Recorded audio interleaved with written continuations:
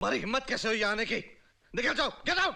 Sir आपको पूरा हक है मुझे डांटने का, अपने ऑफिस से बाहर निकालने का, लेकिन प्लीज मेरी सिर्फ एक बात सुन लीजिए। अब क्या बचा है सुनने को? तुमने मेरी बेटी का दिल तोड़ा है। इतना बड़ा धोखा। सर कल जो कुछ भी हुआ मैंने जानबूझकर किया था, प्रिया की भलाई के लिए। सर मैं एक चोर जरूर रह चुका हूं, लेकिन एहसान फरामोश नहीं हूं। मतलब? मेरी जिंदगी 2 महीने की मेहमान है। मुझे ब्लड कैंसर है। What?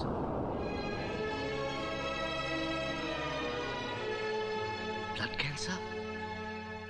और तुमने किसी को बताया तक नहीं? और हम तुम्हारे बारे में क्या क्या कम से कम प्रिया को तो बता दिया होता। मैं उसे फोन करता हूं। नहीं सर प्लीज प्लीज आप उसे नहीं बताएंगे सर। कुछ दिन बाद वो मुझे एक बुरा ख्वाब समझकर भूल जाएगी। इसी में उसकी भलाई है। और तुम्हारी माँ? नहीं सर, वो तो टूट ही जाएगी सर। किरण की शादी, सब कुछ कैसे होगा समझ में नहीं आ रहा है। मैं तो आपसे मदद मांगने आया था।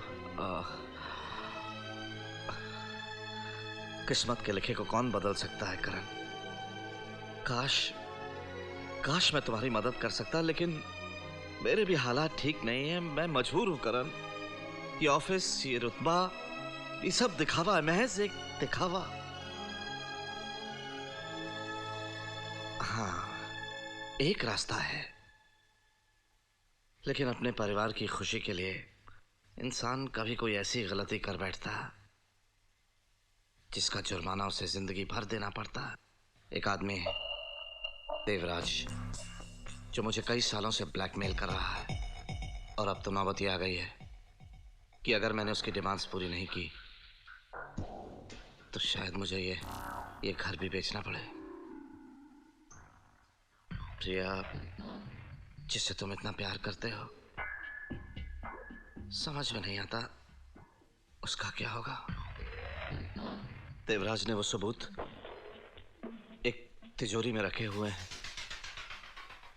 देखो करण, प्लीज मुझे गलत मत समझना, लेकिन अगर तुम वो सबूत ला सको, मैं तुमसे वादा करता हूं कि तुम्हारी बहन की शादी की जिम्मेदारी मेरी होगी। तुम्हें जितना पैसा चाहिए होगा मैं दूंगा। नहीं सर, मुझसे नहीं होगा। मैं अपनी माँ को वचन दे चुका हूं, मैं कभी चोरी नहीं करूंगा। I'm sorry सर, मैं अब चलता हूं।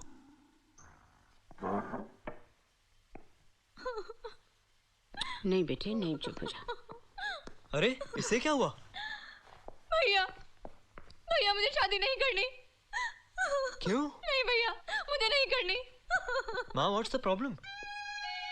आज लड़के वाले आए थे, वो कह रहे थे 15 दिनों के अंदर शादी करनी होगी। उनकी हैसियत की शादी करने के लिए 5-7 लाख रुपए तो लगेंगे ही। इतनी जल्दी इतने सारे पैसे कहाँ से आएंगे? बस इसीलिए सुबह से रोई जा रही है। माँ तो चिंता मत कर, मैं उसे समझाता हूँ। भैया मैं ये शादी नहीं करूंगी। मैं तुम्हें और माँ को टेंशन में नहीं देख सकती। सब इंतजाम हो जाएगा किरण, तू फिक्र क्यों करती है? मैं हूं ना, तुझे अपने भाई पे भरोसा है ना? तो एक अच्छी सी स्माइल दे मुझे।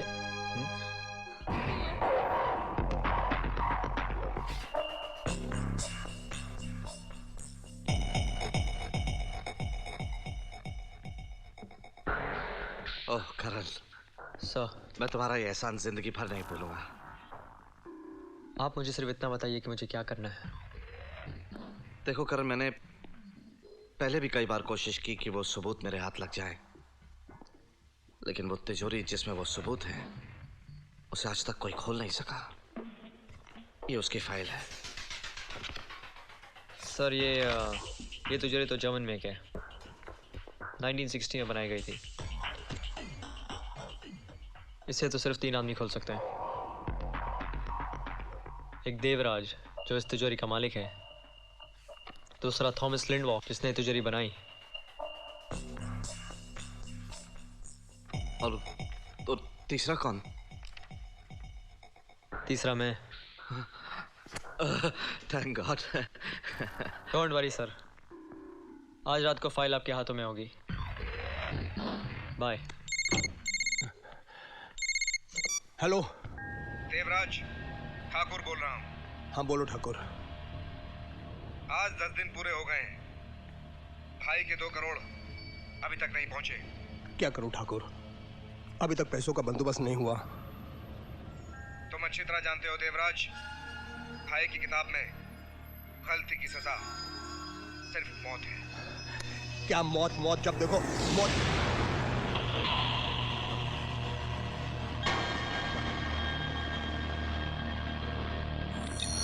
नहीं नहीं।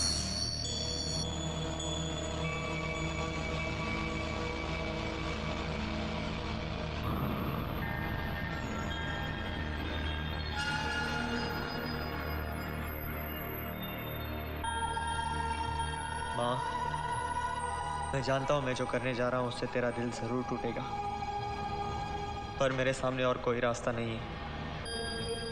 हो सके तो मुझे माफ कर देना।